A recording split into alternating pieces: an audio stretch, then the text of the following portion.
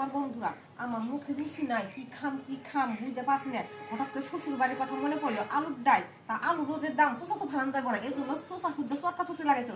আর সঙ্গে নিমু নদীর মাছ, এইটা দিয়ে আমি আলুর ডাল করবো। মাছটা নুন হলদি দেয়া মেখে রাখছি, এখন আমি ভেজে দিব। মাছগুলা ভাজা হতে থাক। বন্ধুরা আমরা এই যে এখানে 5 ফোড়ন দিয়ে নিব। এখন আমরা একটু পেঁয়াজ দিব,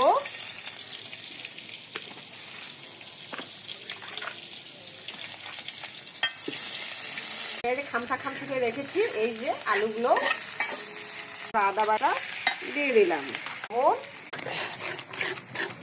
আলুর ডালটা এরকম অনেকক্ষণ কষাতে থাকতে হবে। টমেটো একটা দিয়ে ধনিয়া পাতা দিয়ে দিলাম। এই তো আমাদের আলুর ডাল হয়ে গেছে। কি মজা, হা হা হা, মজা করে খাবো।